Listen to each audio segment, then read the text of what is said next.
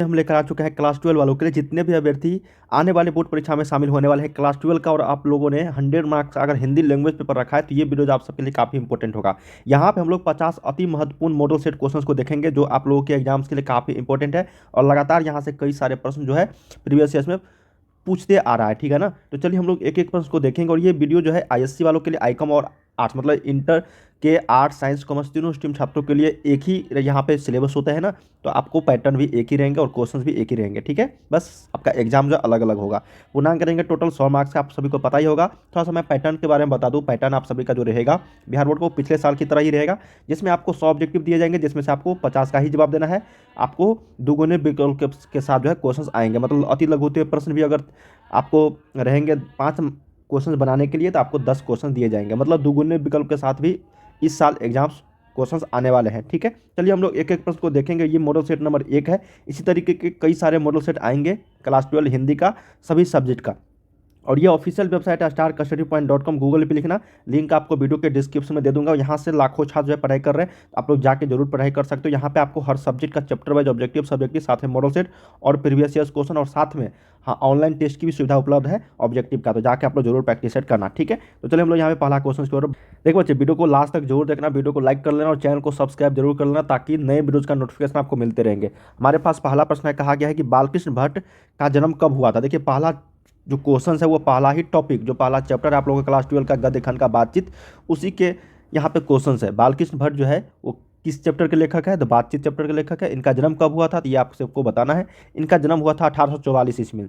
कब हुआ था बच्चे, यहाँ पे 1844 ईस्वी में हुआ था। ठीक है, और पूछ दिया जाएगा कि डेट कौन सा था, तो 23 जून 1844 को। कहाँ पे, तो इलाहाबाद में। ठीक है ना, 23 जून को हुआ था, याद रखिएगा। अगला है कि बालकृष्ण भट्ट किस युग के निबंधकार थे। बालकृष्ण भट्ट जो थे बातचीत चैप्टर के लेखक, वो किस काल के या फिर किस युग के निबंधकार माने जाते हैं, तो ये थे आधुनिक काल के। कौन थे, आधुनिक काल के। ठीक है ना। अगला प्रश्न है कि उसने कहा था कहानी में किस शहर का चित्रण है। देखिए उसने कहा था जो कहानी आप लोगों के बुक में, जिनके लेखक है चंद्रधर शर्मा गुलेरी जी, या फिर शॉर्ट नेम में गुलेरी जी भी आप लोग जानते होंगे। ये इस कहानी में किस शहर का चित्रण किया गया है, तो उस शहर का नाम था अमृतसर। क्या नाम था, अमृतसर शहर का नाम था। ठीक है, अगला प्रश्न देखते हैं कि बुद्धू का कांटा रचना है किसका। देखिए बुद्धू का कांटा आप लोग के बुक में नहीं है, लेकिन ये किसी लेखक के द्वारा जीवन परिचय में आप पढ़ोगे तो उनमें बताया गया है। तो बुद्धू का कांटा जो रचना है वो चंद्रधर शर्मा गुलेरी जी के द्वारा ही लिखा गया है, जो आप लोगों के बुक में उसने कहा था चैप्टर के लेखक है। ठीक है, नेक्स्ट है 4 का यहाँ पे बी करेक्ट हो जाएगा। ठीक है, 5 नंबर है कि जैसा काम वैसा परिणाम किस लेखक द्वारा रचित प्रहसन है। देखिए एक होता है नाटक, होता है कहानी होता है, ठीक है ना, उसी तरीके से एक प्रहसन होता है। जो जैसा काम वैसा परिणाम, ये किस लेखक के द्वारा रचित प्रहसन है, तो उस लेखक का नाम है बालकृष्ण भट्ट। क्या नाम है, बालकृष्ण भट्ट। तो 5 का सही उत्तर आपको सी के साथ चलेंगे।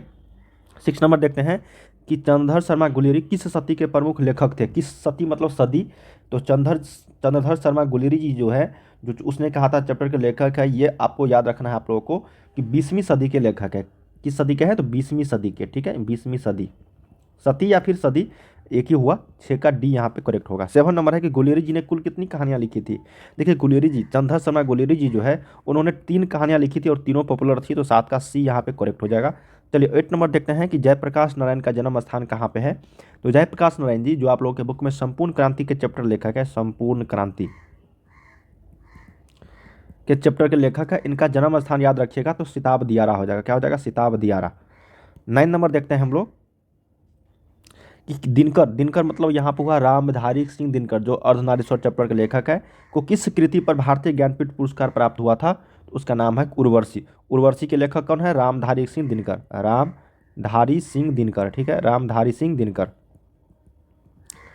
उनको इसी कृति के लिए भारतीय ज्ञानपीठ पुरस्कार से सम्मानित किया गया था। तो 9 का सी यहाँ पे करेक्ट होगा।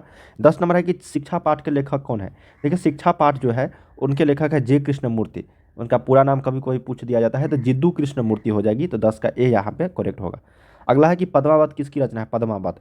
देखिए पद्मावत जो है ये मलिक मोहम्मद जैसी जी के द्वारा लिखा गया है, जो आप लोग के बुक में करवक चैप्टर के लेखक है। किनके है, करवक चैप्टर के लेखक ये बुक में। ठीक है, लेकिन यहाँ पे पूछा गया पद्मावत, तो पद्मावत जो है किसकी रचना है, मलिक मोहम्मद जैसी की। अगला देखते हैं मलिक मोहम्मद जैसी किस तरह के कवि है। तो मलिक मोहम्मद जैसी जो है ये याद रखना है आपको, प्रेम की पीर के कवि माने जाते हैं, प्रेम की पीर के कवि। अगला है कि जयसी रचित पद्मावत की भाषा क्या है। देखिए जयसी, यहाँ पे प्रश्न है जयसी रचित पद्मावत। तो जयसी रचित पद्मावत की भाषा जो है वो किस भाषा में लिखे हुए हैं, तो अवधी भाषा में लिखे हुए हैं। किस भाषा में, तो अवधी भाषा में। 13 का बी। 40 नंबर देखते हैं कि बुद्ध कृष्ण भक्ति शाखा के कवि कौन है।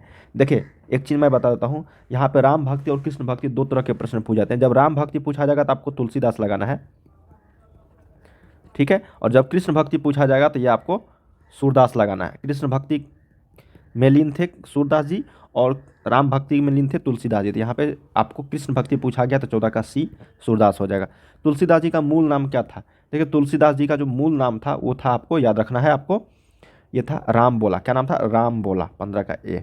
16 नंबर देखते हैं कि सूरदास जी के दीक्षा गुरु कौन थे। तो सूरदास जी के अगर दीक्षा गुरु की हम लोग बात करेंगे तो ये थे वल्लभाचार्य। कौन थे, वल्लभाचार्य। अगला देखते हैं कि नाभादास कवि थे किसके उपासक। तो देखिए नाभादास जी जो थे ना, वो याद रखिएगा आप लोग, सगुन उपासक कवि थे। कौन से थे, सगुन उपासक। ये प्रश्न पूछा गया है। अगला है कि आंसू किसकी रचना है, आंसू। तो आंसू चैप्टर जो है ना, ये आपको जयशंकर प्रसाद जी के द्वारा लिखा गया है, जो आप लोग के बुक में तुमुल कोलाहल कलह में लिखा है। और इनकी जो एक महत्वपूर्ण काव्य है कमायनी, ठीक है, क्या नाम है, कमायनी। यहाँ पे जयशंकर प्रसाद हो जाएगा आंसू। अगला है 19 नंबर की ध्रुव स्वामिनी है। ध्रुव स्वामिनी जो है ना, एक ध्रुव स्वामिनी, इसको याद रखिएगा, नाटक है। क्या है, नाटक है। 19 का सी। चलिए नेक्स्ट है 20 नंबर की अधिनायक कविता क्या है। देखिए अधिनायक जो चैप्टर है आप लोगों के बुक में, जिनके लेखक है रघुवीर सहाय। क्या नाम है, रघुवीर सहाय, ठीक है। ये कविता किस तरह की कविता है अधिनायक, तो याद रखिएगा आप लोग, व्यंग कविता है, ठीक है, व्यंग के रूप में। अब चलिए हम लोग व्याकरण सेक्शन से, ये था बुक सेक्शन से, व्याकरण सेक्शन से, क्योंकि आपको जो है 20% क्वेश्चंस, ठीक है ना, मतलब 40% क्वेश्चंस आपको बुक सेक्शन से रहेंगे, ऑब्जेक्टिव की बात कर रहा हूँ, और 60% क्वेश्चन जो आपको व्याकरण सेक्शन से रहेंगे। इसका मतलब बच्चे कि अगर 100 ऑब्जेक्टिव रहेंगे तो उसमें से आपको 40 क्वेश्चन बुक से रहेगा। बुक मतलब जो आप लोग को दिनगत भाग 2 है उससे, गद और पद दोनों से, और 60 क्वेश्चन रहेंगे आपको किससे, ये आपको ग्रामर सेक्शन से, मतलब व्याकरण सेक्शन से रहेंगे, ठीक है, इसको ध्यान में रखना है। जगत जोर ईस हो जाएगा जगदीश। क्या नाम हो जाएगा, जगत जोर ईस जगदीश। तो यहाँ पे से उत्तर 21 का ए हो जाएगा। 22 देखते हैं कि सदैव का, सदा जोर एव, क्या हो जाएगा, सदा जोर एव, सदैव हो जाएगा सी। अगला है सज्जन का विलोम। देखिए सज्जन का उल्टा क्या हो जाएगा, तो सज्जन का हो जाएगा आपको दुर्जन। क्या हो जाएगा, दुर्जन। ऑप्शन नंबर 23 का बी करेक्ट होगा। अगला प्रश्न देखते हैं हम लोग, सरस का विलोम। देखिए सरस का जो उल्टा हो जाएगा ना, नीरस हो जाएगा। क्या हो जाएगा, नीरस। Option number C. वारी का समानार्थी शब्द क्या है, वारी। देखिए वारी का मतलब होता है ना जल। क्या होता है, जल होता है, ठीक है। तो ऑप्शन नंबर यहाँ पे ए करेक्ट हो जाएगा, जल। अगला है कि मुर्दा का समानार्थी शब्द क्या है। देखिए मुर्दा, मुर्दा का मतलब क्या होता है, मुर्दा का अगर पूछा जाएगा आप लोगों से समानार्थी, समानार्थी का मतलब एक जैसा सब, तो मुर्दा को हम लोग क्या बोलेंगे, सब या फिर लाश। ऑप्शन नंबर सी करेक्ट हो जाएगा, सब। अगला है स्मरण का विशेषण क्या होता है। स्मरण का विशेषण जब पूछा जाएगा तो स्मरणीय हो जाएगी, ऑप्शन नंबर सी। प्रसंग का विशेषण क्या हो जाएगा, प्रसंग। तो प्रसंग का हो जाएगा प्रासंगिक। क्या हो जाएगा, प्रासंगिक। ऑप्शन नंबर सी करेक्ट हो जाएगा, प्रासंगिक।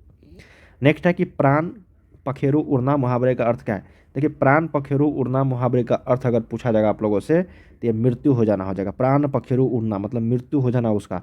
ऑप्शन नंबर आपको एक के साथ चलेंगे हम लोग। अगला क्वेश्चन देखते हैं कि पीठ दिखाना मुहावरे का अर्थ क्या है। देखिए जब भी युद्ध होता है ना, कोई अगर पीठ दिखा के भाग जाता है, इसका मतलब हुआ क्या, कि हार कर भाग गया। वो क्या हो गया, हार कर भाग गया। तो ऑप्शन नंबर एक के साथ चलेंगे। अगला है मुसीबत कौन सा लिंग है, मुसीबत। देखिए मुसीबत की अगर बात करें हम लोग तो ये स्त्रीलिंग है। क्या हो जाएगा, स्त्रीलिंग है। ऑप्शन नंबर ए। थोड़ा सा फास्ट कर रहे हैं हम लोग। देश कौन सा लिंग है, देश। तो देश की अगर बात करेंगे हम लोग तो ये पुल्लिंग हो जाएगा, भारत देश। मौसम शब्द है, मौसम। मौसम किस तरह का शब्द है अगर पूछा जाएगा आप लोगों से तो याद रखिएगा विदेशज शब्द है मौसम। मौसम जो है विदेश से लिया गया शब्द है, विदेशज, ठीक है। अगला देखते हैं 34 की आशा से अधिक कहलाता है। देखिए कोई भी चीज़ अगर आशा से अधिक हो जाता है ना तो उसको हम लोग बोलते हैं एक शब्द में आशातीत। क्या बोलते हैं, आशातीत। Option number A. लंबोदर में कौन सा समास, जिसका लंब उदर हो, है ना, गणेश जी। तो ये आपका हो जाएगा बहुव्रीहि शब्द। जब भी कोई शब्द दिया जाएगा ना और अर्थ उसका किसी और रूप में निकल रही है तो वो बहुव्रीहि समास कहलाता है। 35 का बी। 36 है कि आजकल कौन सा समय। देखिए आज और कल दो शब्द आ गया तो ये द्वंद्व समास का उदाहरण है। जिस भी शब्द में दो शब्द आ गया, दोनों शब्द अलग अलग आ गया, प्रधान होती है। जैसे माता पिता हो गया, सुबह शाम हो गया, दिन रात हो गया, ये सारे आजकल हो गया, ठीक है ना। देश विदेश हो गया, ये सारे द्वंद्व समास उदाहरण हो जाएगा।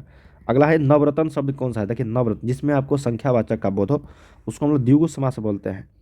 तो ये नवरत्न हो जाएगी, त्रिभुज हो जाएगा, चौराहा हो जाएगा, ठीक है ना, पंचभुज हो जाएगा, ये सारे आपका द्विगु समास का उदाहरण हो जाएगी।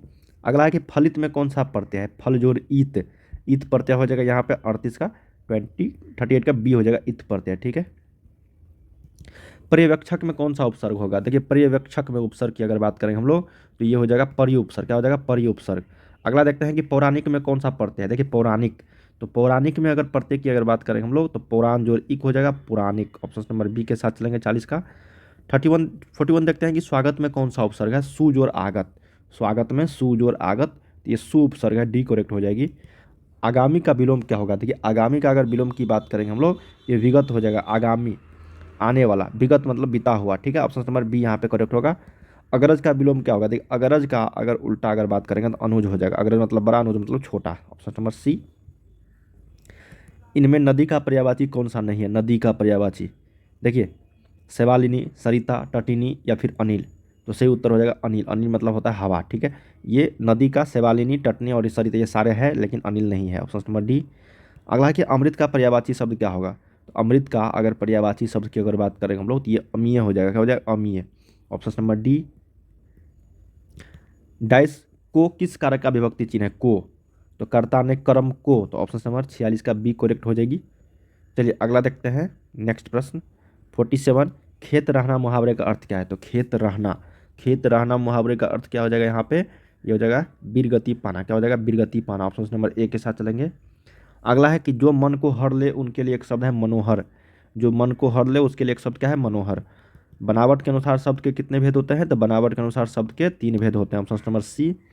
कवि का विलोम क्या होगा, देखिए कवि का विलोम जो हो जाएगी याद रखिएगा आप लोग, कवियत्री हो जाएगा, क्या हो जाएगा कवियत्री, ऑप्शन नंबर बी करेक्ट हो जाएगा 50 का, ठीक है कवियत्री।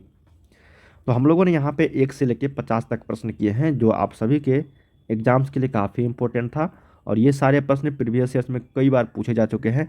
इस तरीके के क्वेश्चन लगातार आप सभी के एग्जाम्स हैं आने वाले हैं, ठीक है। तो इसी तरीके से हम लोग काफ़ी सारे क्वेश्चन का प्रैक्टिस करते रहेंगे। आप लोग चैनल को सब्सक्राइब कर लेना, और वीडियो के डिस्क्रिप्शन में वेबसाइट का लिंक है, जाके आप लोग जरूर प्रैक्टिस करना। बाय बाय सभी को, तब तक के लिए आप लोग पढ़ाई करते रहो।